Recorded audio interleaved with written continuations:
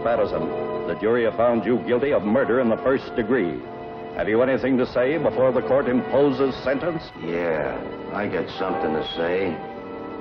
I just want to tell my friend Mr. Stoll that he's got something coming to him, and he's gonna get it. The court will remind the prisoner the district attorney has but fulfilled the obligations of his office. It is therefore the sentence of this court that the defendant shall be put to death during the week beginning June 2nd, 1938, in the manner and place prescribed by law. You are remanded to the custody of the sheriff. Edward Hennessy, Associated Press. This letter will admit you to the execution as required by law of Joseph Patterson to State's Prison the night of June 4th. Check? Okay. Okay, Hennessy, move on in.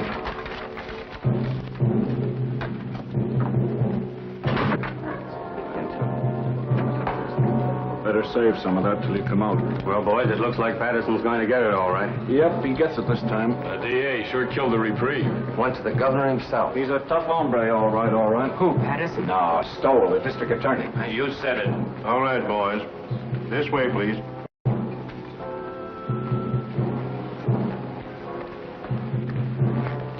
Is it true that they smoke when Don't think about it, Sonny.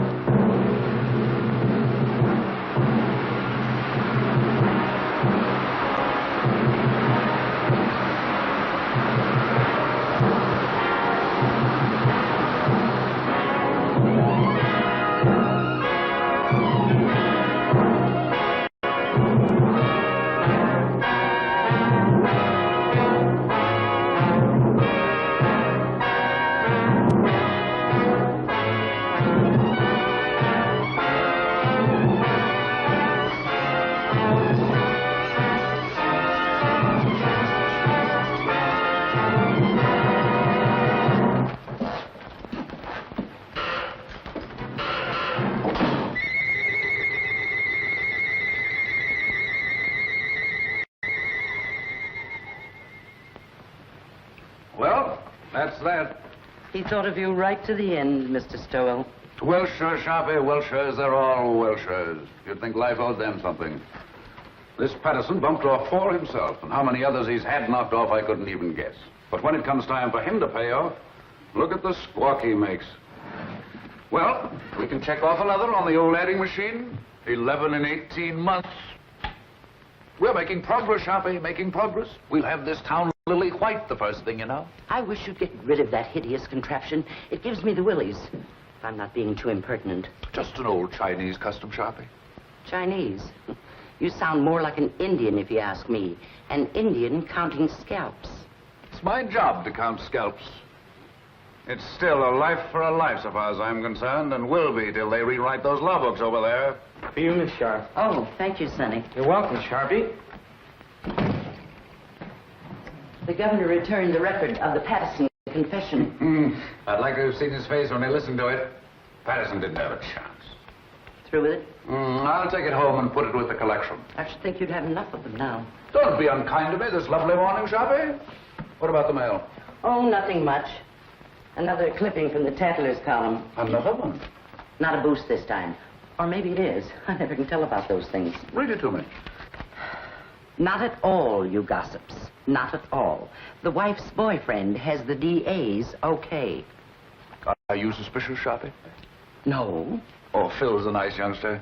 And you wouldn't have me keep a lady chained up in a vault at home? Or would you? No, except that I've heard that husbands should go home once in a while. And I've also heard there's more to life than crime. You certainly keep your ear to the ground. And I've also heard that tonight, if I'm not being too impertinent... Yes? Kirk and Murphy are here. Send them in. It's Kirk and Murphy. They've been working on that telephone thread. Yesterday's... We traced that call, Chief. Hello, Sharpie. Came from a drugstore over on Christopher Street, but there are no guesses. A lot of Patterson's boys hang out in the joint, but you can't pin it on any of them. It's a pay station. Everybody on the street uses it. Yeah, going all the time. Better forget it, Kirk. Probably cold now anyway. I don't know. Patterson's boys are pretty much head up. I wouldn't worry. I figure they wanted to give me the business yesterday before I got to the governor. But it's too late now. They all want to get you, Murphy, when you first send them up. But prison cools them off. There'd be no prosecutors if it didn't. Burning doesn't cool off the relatives any, Mr. Stoll. I'd keep an eye out if I were you. Patterson's got no relatives. Only a kid cousin, and he's in Mexico. Thanks, boys. Thanks. Right, you'll forget it. Keep moving, Sharpie. Oh, Chief, you sitting in on that quiz tonight? You bet. I wouldn't miss that. Okay. Are you serious? If I'm you're not being too impertinent. Oh, serious about what? You're going to that quiz tonight. Of course I'm going. Yes? Oh, put her on. It's Mrs. Stoll. Hello, darling. Yes, this is a surprise. We were just talking about you, Sharpie and I. Of course it was nice. Today? Yes, this is the 5th. Yes, Lucy? I should say I do know. Of course, darling, it's your birthday. You thought I'd forgotten. I should say not. Certainly, darling, I'll be home early. We'll put on our good clothes and make a night of it. Dinner in the theater. That's right, Lucy. And darling, there's a package on the way, but don't open it till I get there. Absolutely. I'll be home early. Absolutely. Thanks, Sharpie, thanks. I don't know what I'd have done. Just my ear to the ground again. I tried to tell you. That gift on the way idea was an inspiration. I'd never have been forgiven. I told Tregani's to send a tray down for selection. A pair of diamond clips would be nice. Small ones. I'd forgotten completely. I'm a fine husband, I am. I'll order the flowers. Orchids, don't you think? Yes, that would be fine. I'll telephone Mr. Kirk not to expect you at the quiz tonight. Yes, I suppose I'll have to miss that. Unless you plan to be in 2 places at once. Too bad, though. I should be in on that. Are you going home or not? Yes, oh yes, I'm going home. Don't worry, Sharpie. I'm glad of that. I don't know of anybody just now who could take your place. 10, 15, 24 left to go, Sharpie.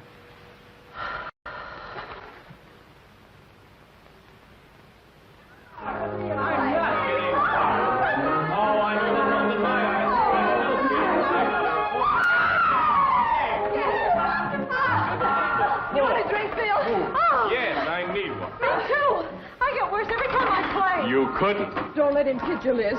Thank you, Creola. I didn't know, Miss Stowell, if you wanted the ice melted or not. Oh, no, Creola. I think it's better this way. Thank you, ma'am.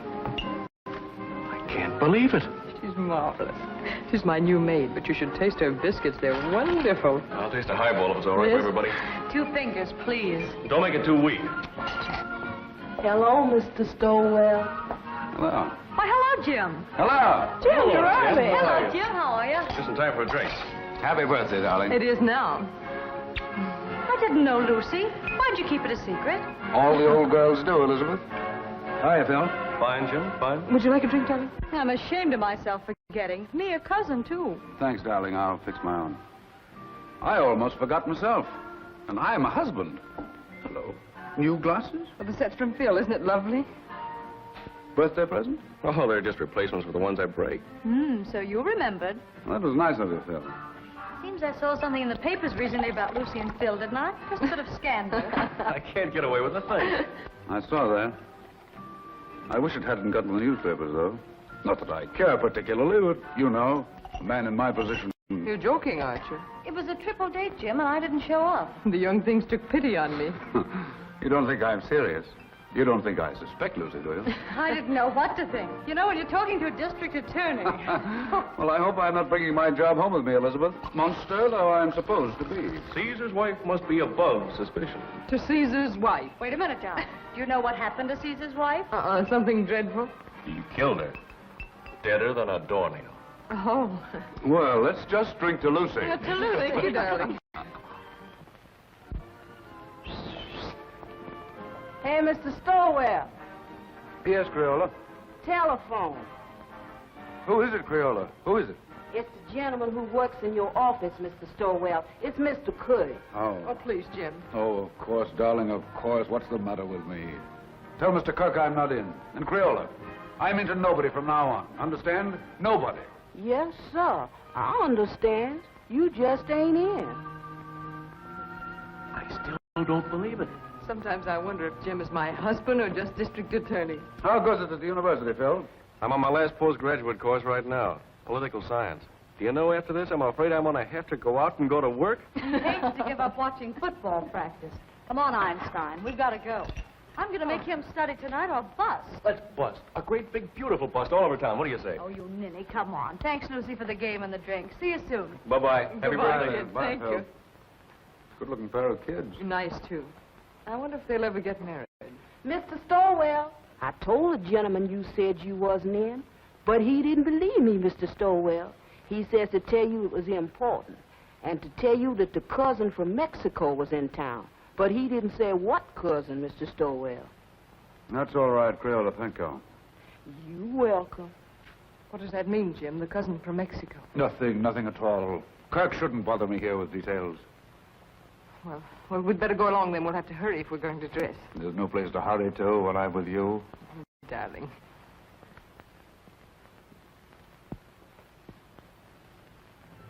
These clips are so lovely, Jim. You know, I really hoped for them. Smart girl. I bet you hoped me into them. Well, don't people say that if you hope hard enough for anything, it comes true? Only foolish people, darling. Hope's a cheat, and not a very kind one. Must you be cynical tonight? Oh, don't listen to me. Hope is fine, darling. But having is so much better. Nice husband. Oh, now you make me feel uncomfortable. I've got a confession to make. The clips weren't really my idea. They weren't? No. Sharpie thought of them. In fact, Sharpie thought of your birthday. Oh, Jim. Oh, it's the awful truth. I forgot. Well, I wouldn't let it bother me. Sometimes I wonder how you manage to remember as many things as you do. And you're the only thing in the world really worth remembering. That's nicer than any present, Jim. Except I didn't remember. But someday I will. Someday I'll stack up all the things I've forgotten in one huge celebration for you. And will that be a day? This nice small day is all right. Just having you home again like this is enough. I haven't been anywhere. I know, but it seems you're never home anymore. Never? Well, almost never. At first I used to be able to console myself by saying, your husband's a great soldier. He must be off to his wars. But lately it's been harder and harder making it work. I don't seem to be able to console myself that way anymore. I just want you with me, especially when it's getting dark. I suppose I'm just lonesome. Or maybe I'm afraid of ghosts. Just a minute, Lucy.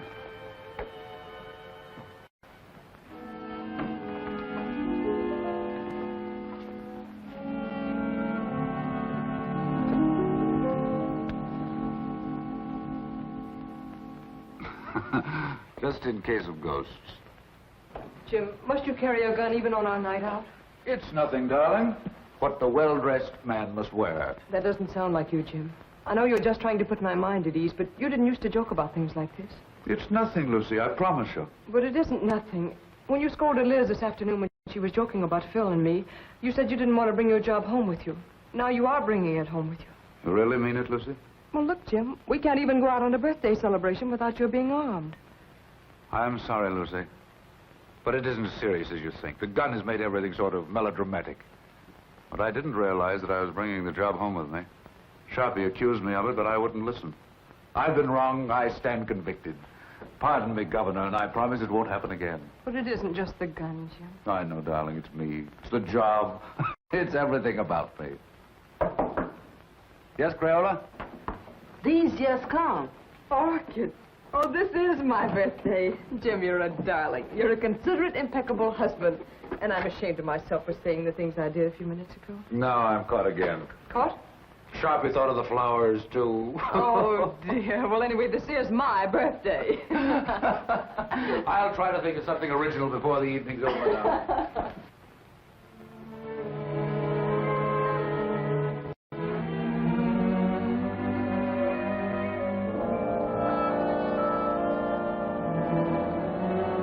Nice evening, ma'am. Perfect, Jenks, perfect. Been some time, Jinx, since we've made an evening of it. But Mrs. Stowell with us it is, sir. Why, Jenks, you mean? Oh, no, ma'am, I didn't mean...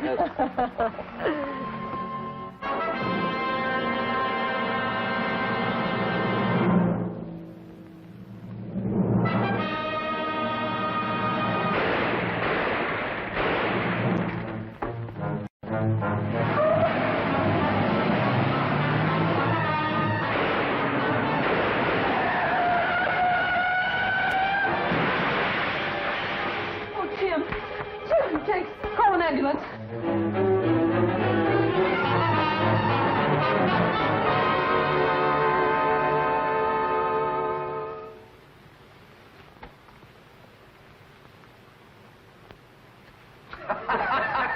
Well,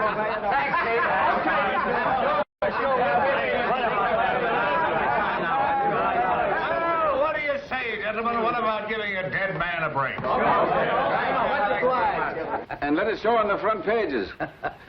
You're marvelous, Jim. You couldn't have done it better if you'd planned it. It's a great break. And all for a nick in the elbow. That's luck, man, and you deserve it. I'd like to have quizzed that kid before he died. Cigarette? I never use them. No, Jim, it's better the way it happened. It's a closed book. We've had enough Patterson. I'd like to have had those newspaper boys in here last night when they were operating. You look good and sick. The doc wouldn't stand for it. We'd have had a great break in the morning papers. Well, the afternoon papers are not to be sneezed at in this town. No, sir. If this were election year, we could snap you right at the city hall. Easy, just like that. Thanks, Dan. Thanks nothing. I'm doing you no favors I'm not doing myself. Well, you've got this town by the ear. Sir, by its long, hairy ear. You're a hero, that's what you are. Well, goodbye, Jim. I'll be in later with the papers. Right. See you later.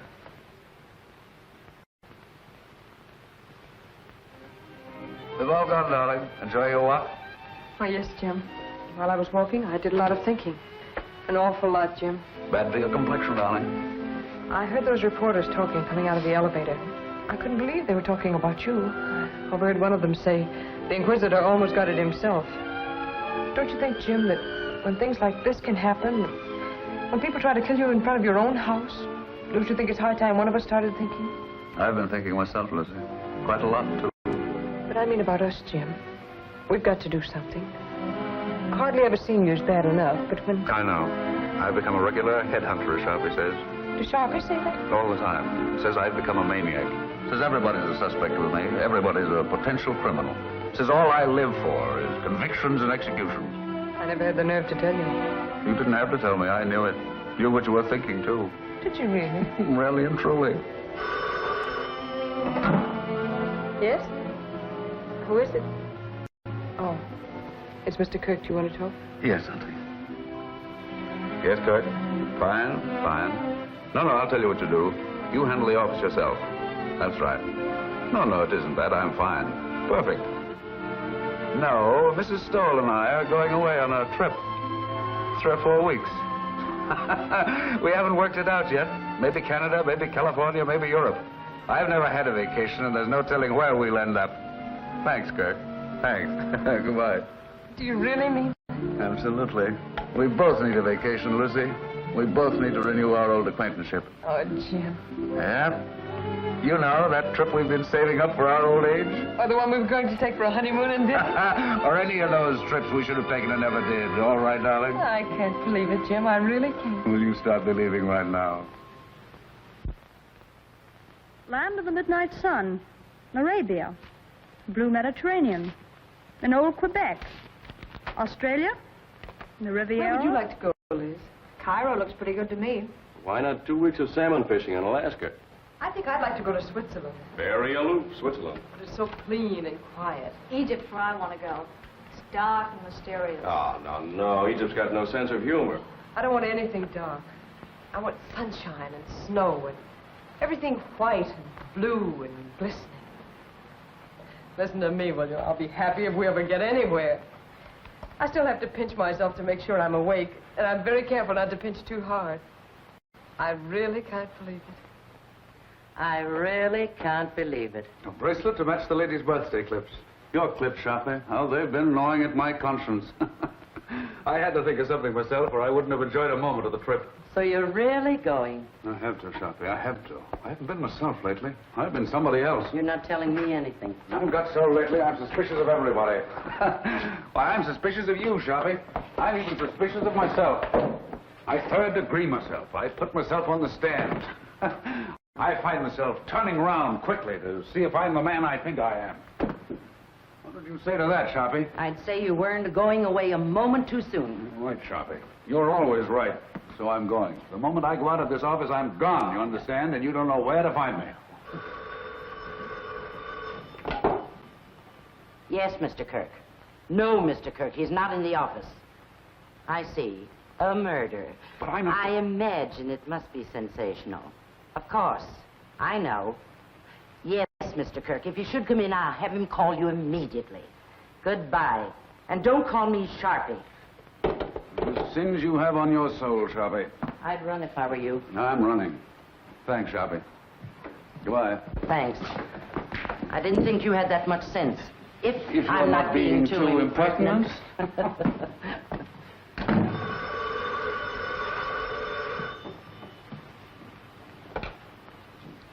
Sorry, Mr. Stoll's not in the office, and I don't know where to find him. Oh, it's the police headquarters. I'm sure it must be very important, but I have no idea where to find him. So sorry. So very sorry. Goodbye.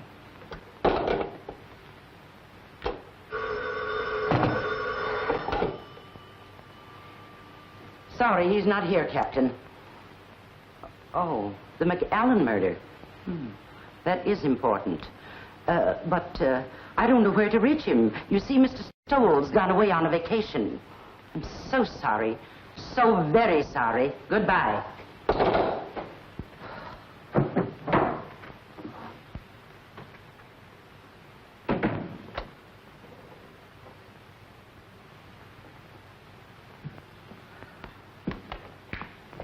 Hello, Sharpie. Where's the chief? I haven't the faintest idea. Well, I've got to get a hold of him. Dr. Shaw McAllen just shot his wife. Oh, indeed. Scoop Kirk. Well, it's the biggest thing that's broken around here in years. You know him, Sharpie, the Pittsburgh McAllens. Millionaires. He teaches up at the university. I'm sorry, Mr. Kirk, but Mr. Stowell is away on a vacation. Well, he can't have gone very far. He was here half hour ago. I know, but he was moving mighty fast. Yes, Lieutenant, what can I do for you? I wondered if you had located Mr. Stowell yet. He's gone. Sharpie says he's gone on a vacation. Oh, that's too bad. They're bringing McAllen over here. I figured Jim would want to question him. He won't open his mouth. Well, I'll question him. What did you pick up, Fred? Oh, the same old story. He was crazy about her and found her with another man. You know, I remember something about her. Didn't his family kick him out when he married her? Without a cent. Come on.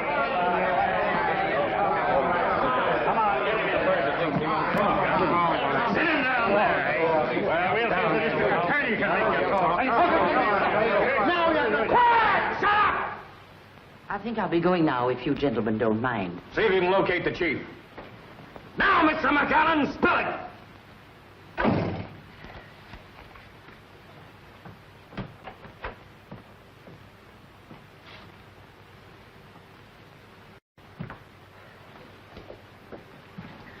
Lock up when they're all through, Pinky. And put the cat out. Okay, Sharpie.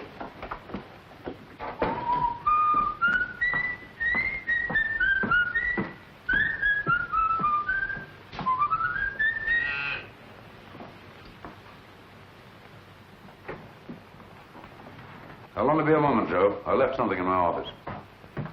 And you remember nothing, Dr. McAllen. But you shot well enough to kill.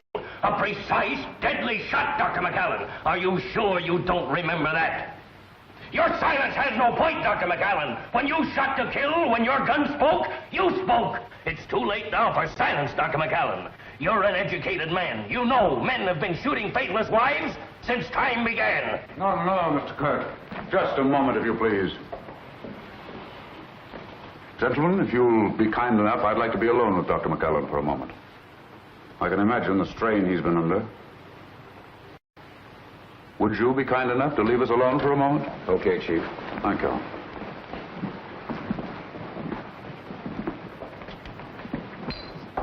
I'm sorry, Dr. McAllen. We've been so inconsiderate. Sometimes my men allow their ambitions to run away with them.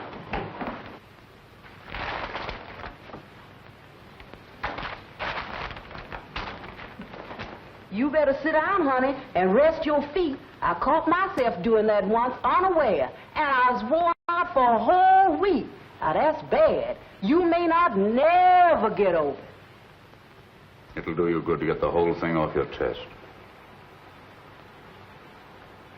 There's no use of talking, Mr. Stoll. There's no use of anything now. Would you like a cigarette?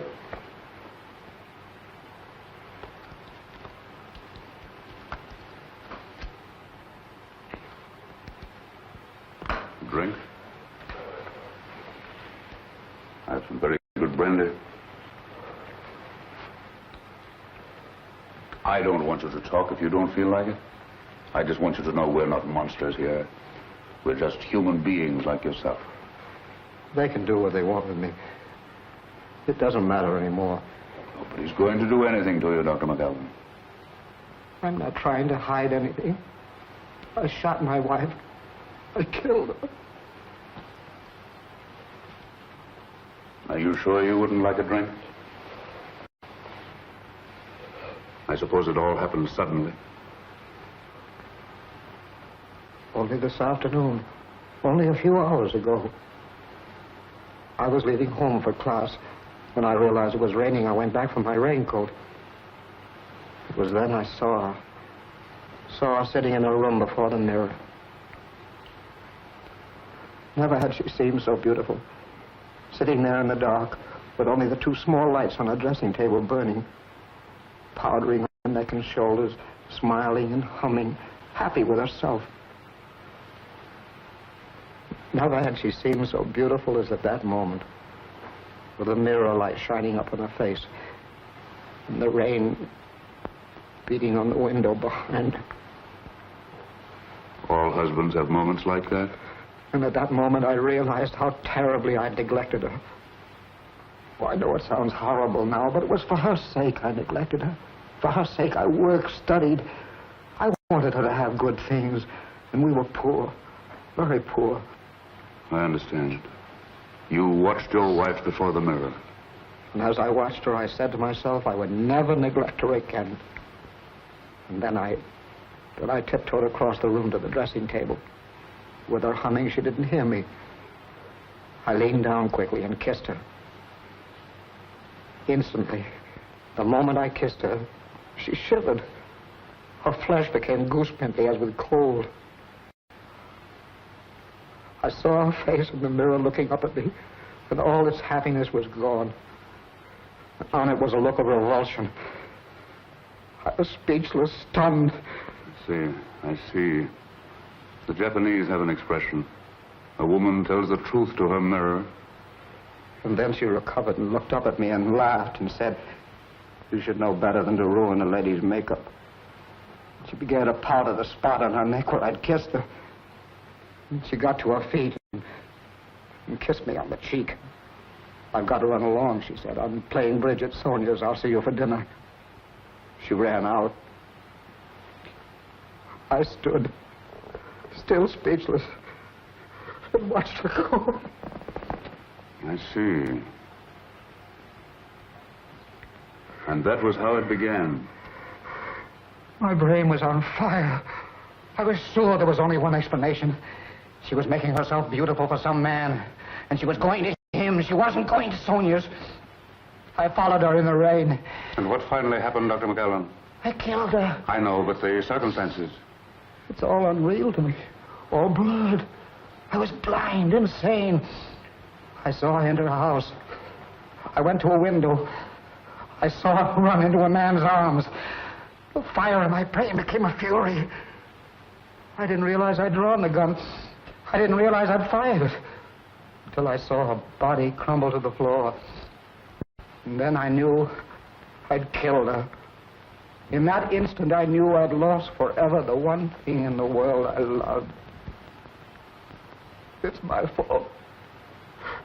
My stupidity. My neglect.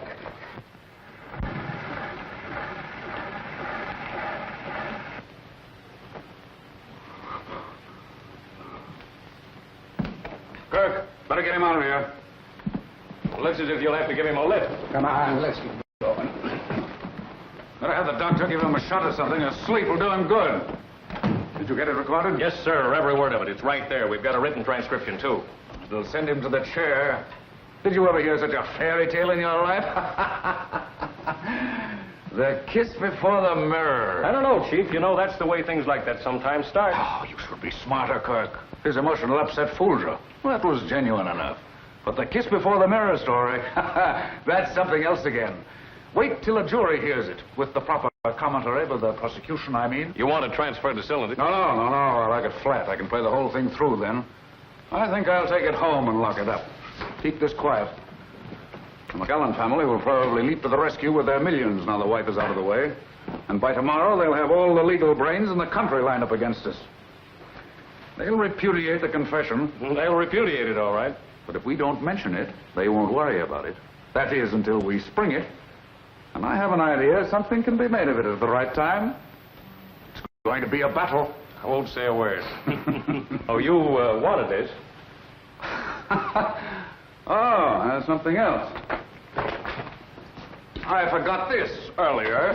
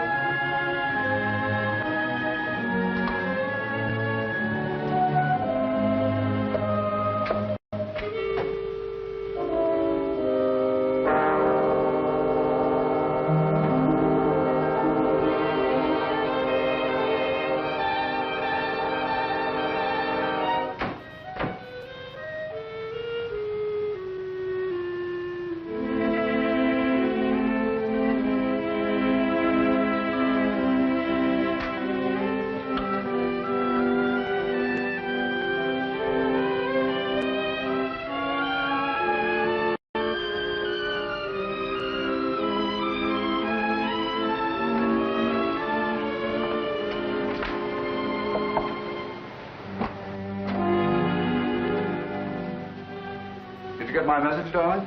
Yes, I got it, Jim. I'm sorry, terribly sorry, but I couldn't pass it up, Lucy. Yes, I imagine it'll be a sensational case. Another conviction. Oh, it isn't that. I'd be shirking my job if I went away now, believe me. That's funny. The kiss before the mirror. What's funny? Nothing. Nothing for your pretty ears. I was just reminded of a little story I heard today.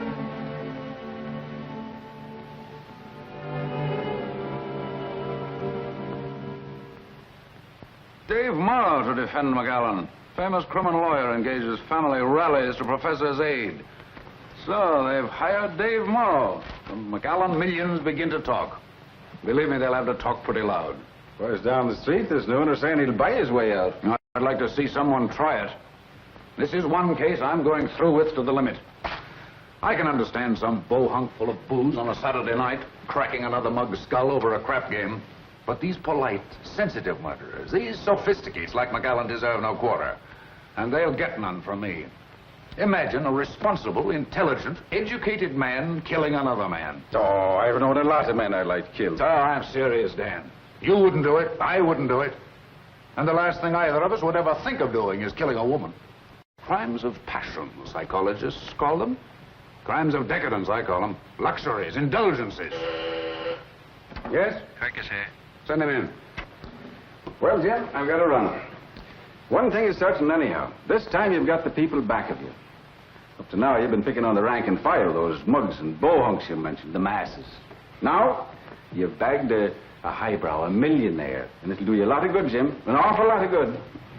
Hello, Eddie. Well, how do you do, sir? Come on in, I'm on the way out. Goodbye, Jim, and good luck. See you later. Goodbye, sir. Well, he had a permit for the gun, all right. Seems he used to walk back and forth to his classes, and there have been a lot of holdups along through there after dark, and he got the gun for protection.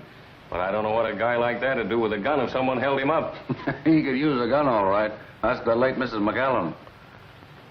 Any news of the other man? Vanished completely. Not a sign or a trace of him. He was just a lodger there. Suppose McAllen knew this man. Suppose the whole thing was framed. No, I don't believe McAllen could frame anything. I've had a rule all my life, Kirk. Never take any human being for granted. Just think what getting rid of his wife would mean. His family's forgiveness.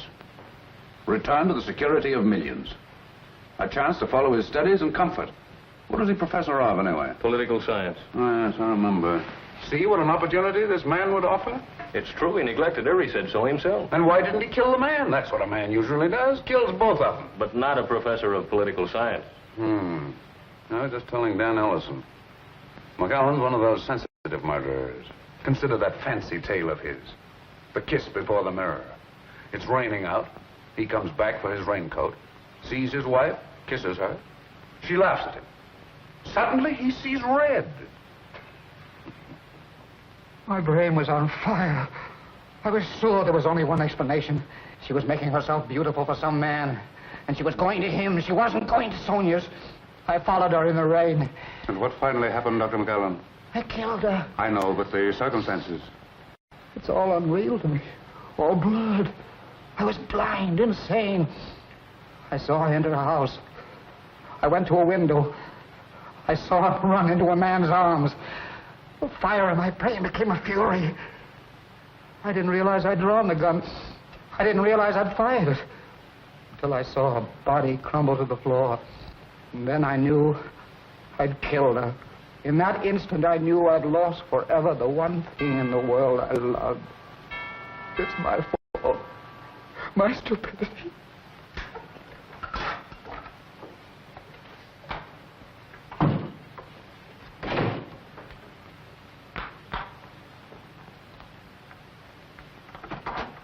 Oh, hello, Phil. Hello, Lucy. Say, what's the matter with you? You look as if you'd seen a ghost. A ghost? Well, maybe not a ghost, but a boogeyman anyway. Oh, no, I've just been sort of moping around. No fooling now. What's the matter? Nothing. Nothing, just these early summer evenings, I suppose. I'm afraid I'm a little weepy every now and then, Phil. I'm also afraid I enjoy it. In the first place, you shouldn't sit in the dark. And don't give me that sad business about these early summer evenings. Your trip's been called off. That's it, isn't it? That's it. Sit down, Phil. I know. It's a tough break all the way around. You know, Lucy, Dr. McAllen was my prof in political science at the university. He was a great little man. I imagine he was. He was like a child, so lovable and simple. Everybody at the university knew about his wife except him. I wonder how he came to find it out. Let's go out on the terrace. It's so close in here.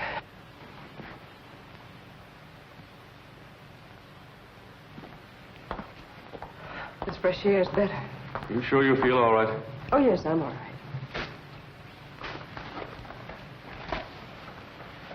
It was Dr. McAllen I came over to talk about, but perhaps I better let it go. You seem to have enough bother. Oh, go ahead, Phil. I'm fine now. Well, Lucy, it's just that I'd like to see the poor gent get some sort of a break. I guess there's no doubt he shot her, but, well, I thought if Jim knew what a terrible woman she was and what a sweet little man he is, it might help. He might be lenient anyway. And I thought if you could... If I could speak to Jim? Yes, Lucy, if you could, because I could never do it. It'd be a waste of time, Phil. Well, I thought, knowing Dr. McAllen... I know, but there's nothing you can do nor we can do. When Jim gets on a case like this, he's different. He's a stranger. His job becomes a mania with him. I don't know him. I don't understand him. I'm even afraid of him. I'm really sorry I mentioned this. Oh, I guess it isn't as bad as it sounds, Phil. Jim's always thoughtful and gracious with me. It's just that other side of it. I understand perfectly. That's a tough racket he's in. I'm sorry I bothered you. I wish I could be of help. Well, I wish I could be of some help to you, Lucy. And when Jim is off on one of those cases, you know, I mean, whenever you need some laughs, why, give me a ring, will you? Oh, thanks, Phil. If ever I feel like I need some laughs, I'll do that. How's Liz? Oh, fine, fine. But she's ambitious as the devil. She wants me to get a job right now. How disgusting. It's terrible. She wants me to give up my boyhood. Well, I've got to go. Good night, Phil. Good night, Lucy.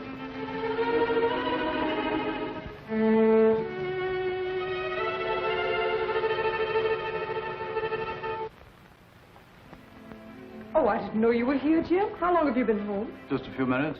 Out for a walk? No, Phil dropped over. We've been out on the terrace talking. Phil likes the dark, too. Writing poetry, I suppose. Oh, no. Phil's one of our young realists. He lives a sort of poetry, though. Limericks, I imagine. No, popular songs. Gay ones, bright ones. How's Elizabeth? Oh, she's fine. Phil says she's ambitious as the devil. She wants him to give up his boyhood. He couldn't mean his childhood, could he? What's the matter with you, Jim? Nothing. Why? Talking like that. You like Phil, don't you? You always have. Of course I like Phil. It's just my evil nature, darling. I was so disappointed not to find you here. I'm afraid I'm old-fashioned. I want my woman in the house when I come home. What's got into you, Jim? I was here. Yes, I know. I guess it was just when I found you here with Phil, I was... You don't mean jealous, do you? No, not jealous. Envious. I envied him. I envy anybody who has a single moment of your time. I envy them your eyes, your voice, your presence. I even envy them your shadow. Do you know the other morning when you told me of some wild dream you had that night? How you'd gone to a masquerade and I wasn't there? Do you know, I was furious. Furious because I wasn't there in your dream. furious with all the people who were. I didn't say anything about it, but it wasn't till I got to the office that I was myself again. Sharp is right, Jim. You are going crazy. With worship of you, darling.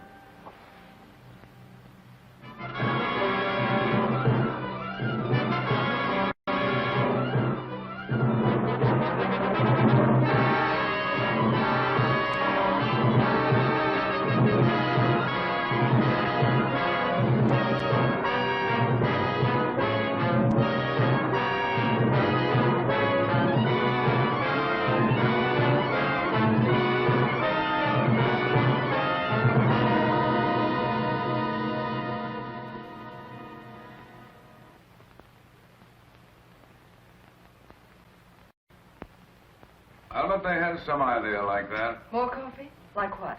No, darling. Bribery.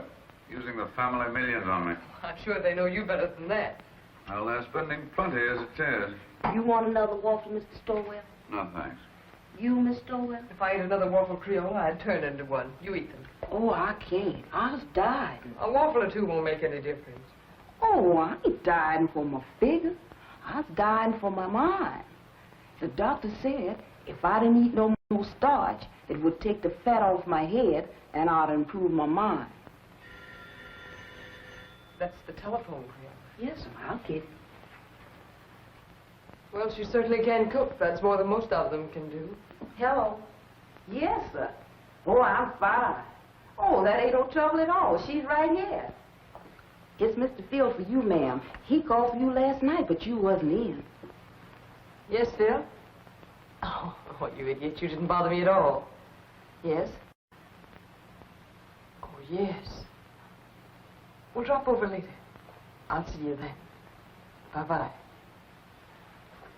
Oh, excuse me, ma'am. Liz and Phil had another quarrel. I've seen it coming for quite some time. Lucy, I wonder if you'd do something for me.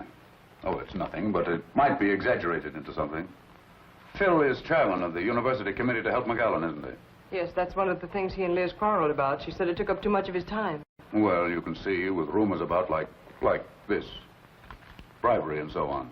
It might be just as well to keep away from Phil until after the trial. You understand, don't you? It seems a little silly somehow. Appearances can be awfully important. If I sound like one of those husbands, you'll have to forgive me. Goodbye, darling. Goodbye, Jim.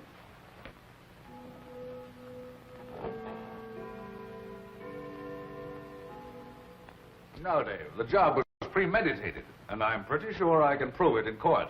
Aren't you going just a little bit out of your way, Jim? I'm not just talking as his attorney when I say that he was not in his right mind. I know, you're just talking as an old friend. Now, I've defended many a criminal, and if McAllen's one, I'm giving up the profession. Believe me, if ever a man was insane, he was. So, it's insanity again, Dave. I suppose you've got your battery of psychologists and experts all lined up. And when they get through, you'll have McAllen fixed up so mad, you'll be asking us to believe that was his wife who shot him. Cigarette? No. But I tell you, the man was really crazy. It's the only possible explanation. If you keep on, none of us will be responsible for anything. We'll do what we like. We'll steal, kill, anything.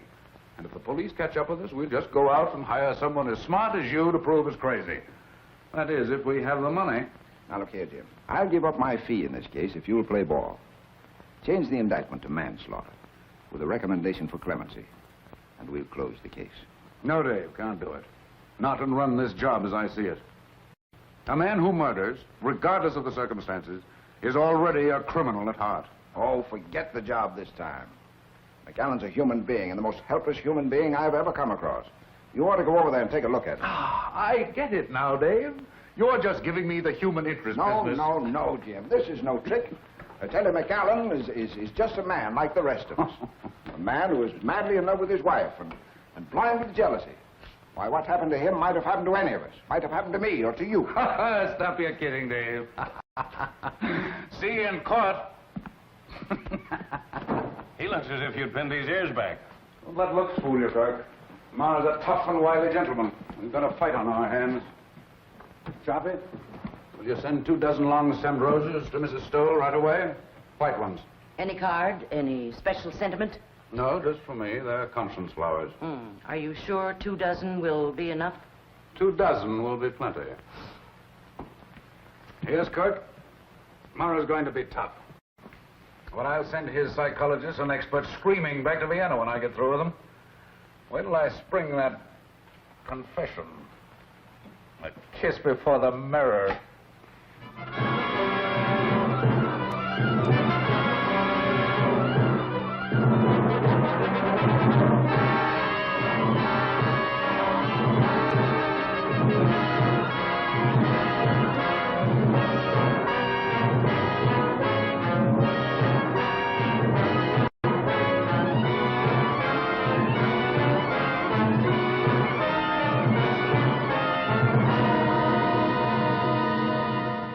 You admit, then, that you neglected your wife?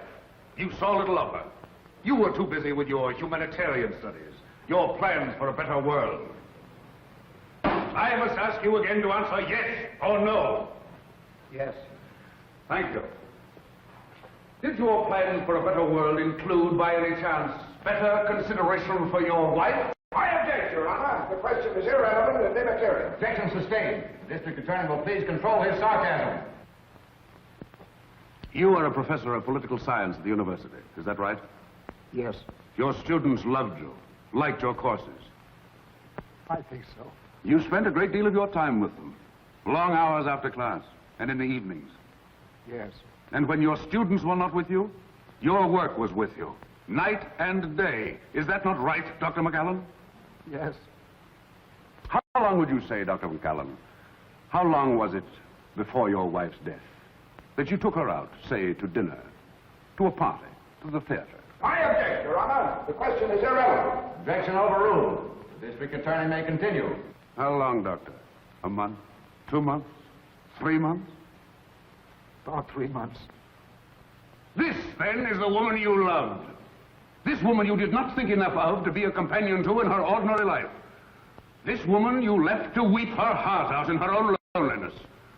This is the woman you say you loved with a passion, with a madness that drove you to kill? I object, Your Honor. I object. Order! Order! Ladies and gentlemen, please be seated. Order!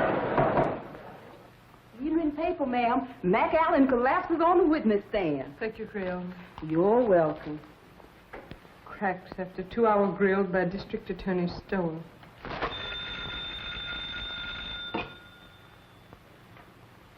Hello.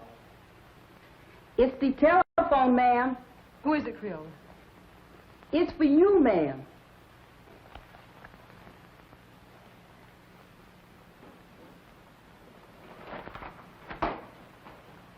Yes? Oh, yes. Oh, yes, yes. I'll be over as soon as I can.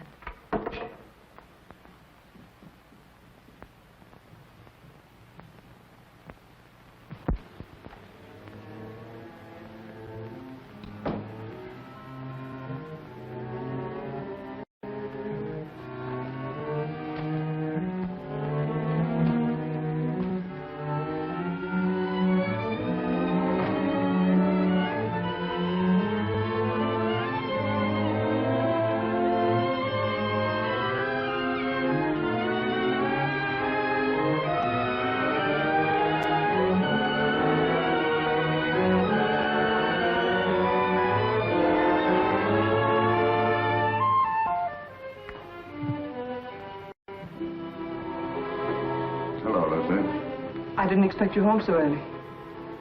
I've had one of those days. Yes, I know. I read it in the paper. Sort of a Roman holiday, wasn't it? You shouldn't read the papers, Lucy. They're not for your pretty eyes.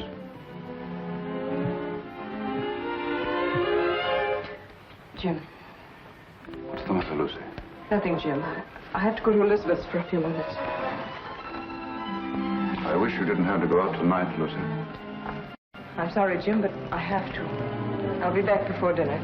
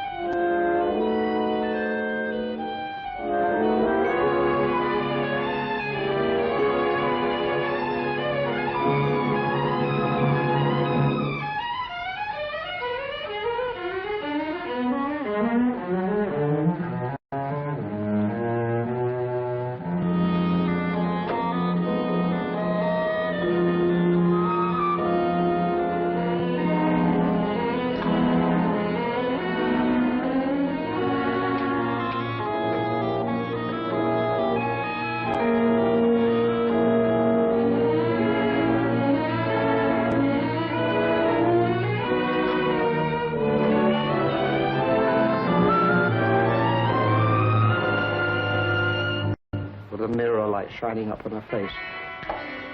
I leaned down quickly and kissed her. Instantly, the moment I kissed her, she shivered. Her flesh became goose-pimply as with cold. I saw her face in the mirror looking up at me, and all its happiness was gone. On it was a look of revulsion.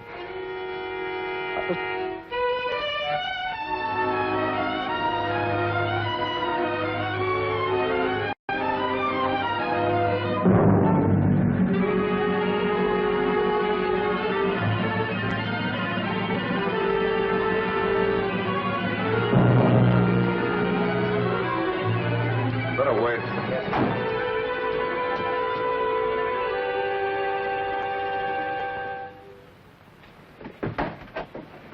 Why, Jim.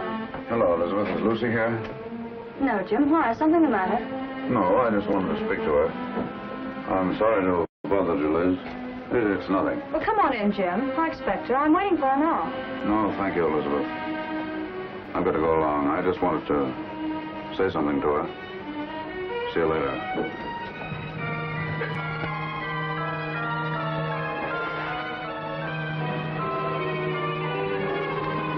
406 Maple Drive. Yes.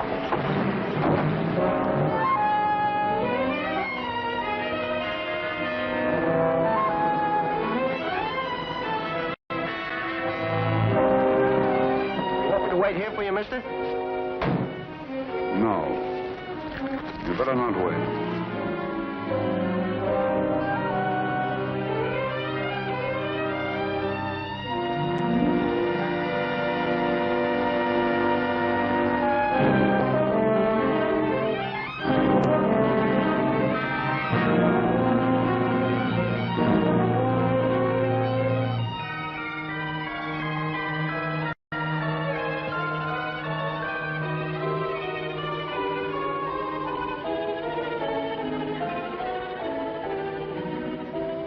Herself beautiful for some man. And she was going to him. She wasn't going to Sonia's. I followed her in the rain. It's all unreal to me. All blood. I was blind, insane. I saw her enter a house. I went to a window. I saw her run into a man's arms. Fire in my brain became a fury. I didn't realize I'd drawn the gun. I didn't realize I'd fired it. Till I saw her body crumble to the floor. And then I knew I'd killed her. In that instant, I knew I'd lost forever the one thing in the world I loved. It's my fault. My stupidity. My neglect.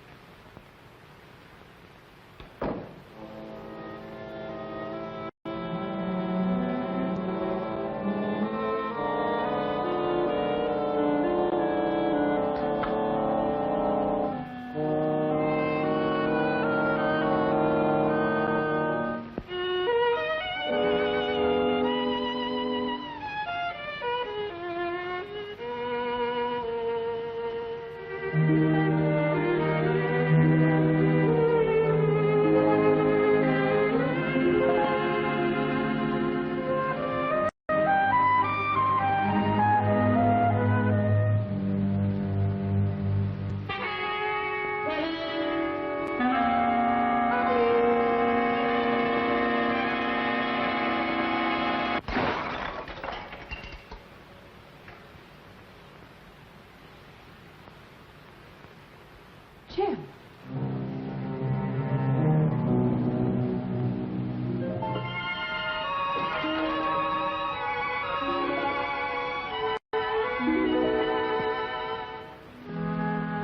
It was a stupid record. I should have bought some new ones. Liz said you were looking for me. What is it, Jim? Nothing. Nothing much. I guess the case is about getting on my nerves. I simply wanted to tell you that I wouldn't be at home tonight. I'm staying in town. Oh, I see. It's much better if I'm near the office. Yes, I suppose it is. The office is terribly important. I can get someone to stay with me here. Yes, I'm sure you can. See you tomorrow.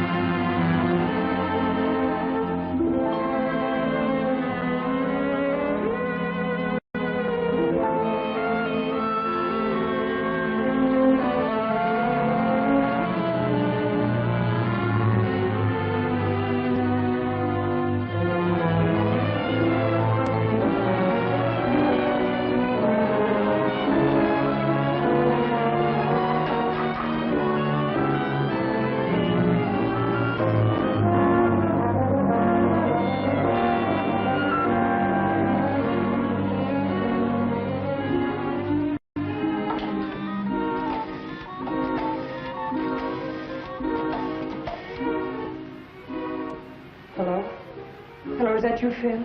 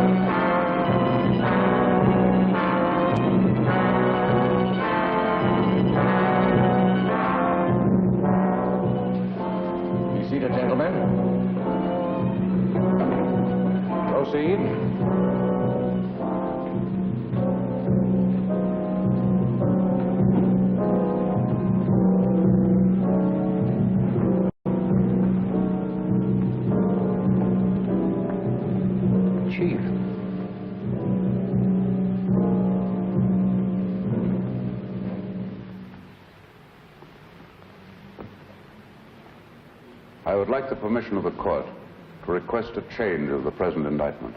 In the form in which it was returned? In its form and in its intention. This request is quite unusual. But I beg Your Honor to believe it has nonetheless been most carefully considered. The jury will please retire.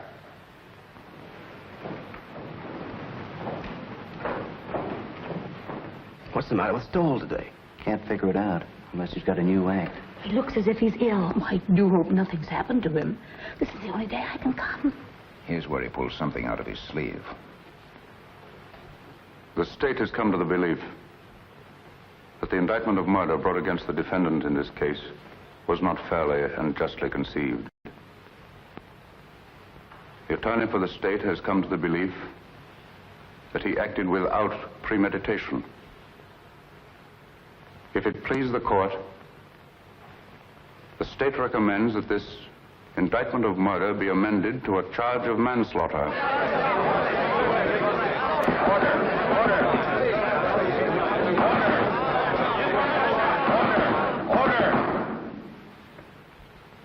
This is a serious recommendation. May the court ask what consideration led the attorney for the state so to change his conviction? An unusual consideration. Since the adjournment of court yesterday, he has had experience with a case that, to a great extent, parallels this. In fact, is extraordinarily similar to it. And his findings in that case have urged him to reconsider this. He realizes, especially in view of rumors that have been afoot, the grave charges he leaves himself open to in making this recommendation, but he implores the court to believe that there are unimaginable moments when a man, a poor, weak man, jealous, blind, frantic, may kill the one he loves more than anyone, more than anything on earth, may kill her by some strange, tragic perversity, and in killing her condemn himself to a life of sorrow and regret. And that, not death, is his punishment. And believe him, Your Honor, it can be a terrible one.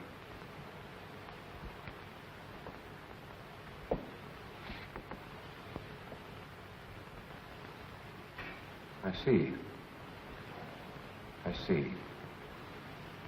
Please have the jury returned. The McAllen murder trial was startled into an uproar today by District Attorney Stowell.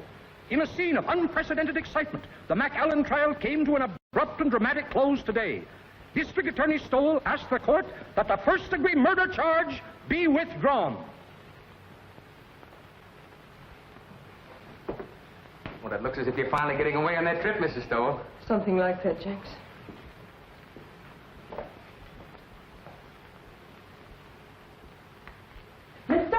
Miss Stowell, you should hear Miss Stowell. That's it, Creola. Mr. Stowell just let that McAllen man go. You let him go? Yeah, something like that. You just come on in and listen, Miss Stowell. For the alleged wife slayer, surprised the spectators and the court by asking that the first-degree murder charge be dismissed. The jury, following Judge Forbes' instructions, immediately returned a verdict of manslaughter with a recommendation for clemency. The penalty calls for from 10 to 20 years. District Attorney Stowell has blankly refused all further discussion of the case. We will now continue with our regular program. I thought sure they was going to electrify him. Thank you, Creola. I learned a lot just sitting here on my day off, improving my mind.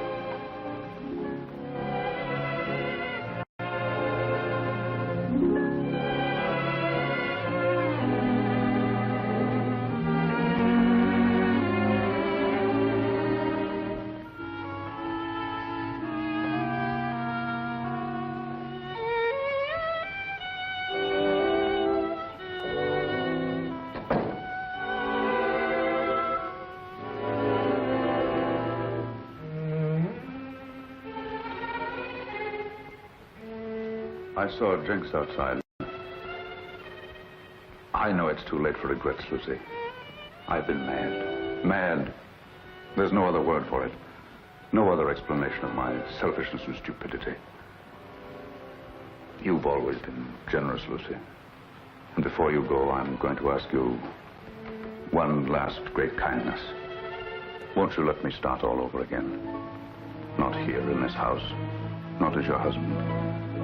Not even as an old friend, but just as if we'd only met.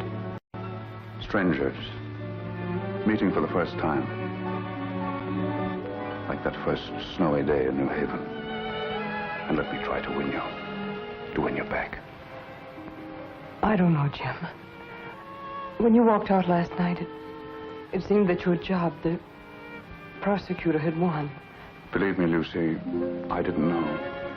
I didn't realize what had happened between us until yesterday when I saw you sitting before the mirror. When you kissed me? Yes, when I came home. I hated you then. I just read your cross-examination of McAllen and how he'd collapsed on the witness stand. And you seemed to me more of an executioner than an attorney. I know. I understand, Lucy. And afterwards, when you left the room, I realized the truth for the first time. Hello, folks. I want you all to meet the young lady's husbands. We were married before breakfast. Oh, Liz, I'm so happy. I don't know what I'm crying for. Come here, bride. Kiss Mr. Stowell. After all, it was his wife that did it. That's right, Jim. He was really going to run out. Don't I know? When I was over there last night, he had his bags all packed. My bag, you mean? All the happiness in the world, Elizabeth. Thanks, Jim. I don't have to wish you happiness, Phil. You have it. Thank you, Jim. I hate to admit it in front of two women, but I think you're right. Thank you, sir. Oh, Jim, isn't there a bottle of wine on ice? Not now, Jim. Save it until we get back. Come on, Victor. We've got to run. On to Niagara Falls. To Niagara Falls? Phil insists. He wants to be different. We're going to drive up in the flivver, and I tie the tin can and ribbons out all by myself. And he's made one of those just married signs, too. Didn't I read somewhere about the bridge over the falls being done? Well, we can still send postcards. That was a marvelous thing you did today. You're a great man, Jim. Hardly. I just came to my senses, that's all, Phil. Well, come on, Liz. We've got to be moving. Well, goodbye, Phil. Goodbye, Jim. Goodbye, Lucy. Goodbye. Good luck. Thanks again, darling. Forget it. Ring us up when you get back. Come on, Mama. We got to go. Don't call me Mama. I don't like it. Well, you better get used to it. Hello. It's the telephone, Mr. Stowell. Who is it, Creola? It's that Mr. Allison from the office, and he said it was most urgent. No, Dan. Oh, I've had enough of the job. Enough for a while, anyway. That's right. No, I won't do it. No, I'm not resigning, Dan. The job's all right. The trouble's with me. I've just got wise to myself. But, Jim, the newspaper boys are packed outside, and there's some pretty nasty talk going around. Yes, bribery. The McAllen millions, you know what I mean. Let them talk. Let them investigate. Let them do what they like. I'll take care of them all when I get back. Let me talk to Sharpie. Yes, Mr. Stowell. With the greatest of pleasure.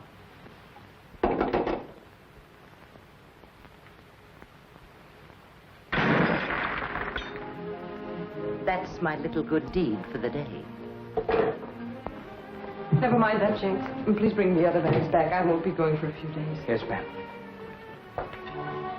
At first, I couldn't believe my ears. Someday, darling, I'll tell you a story and you won't believe your ears. About us? About me. About my great reformation. It happened last night. Tell me. I'll tell you on the boat for Europe, darling.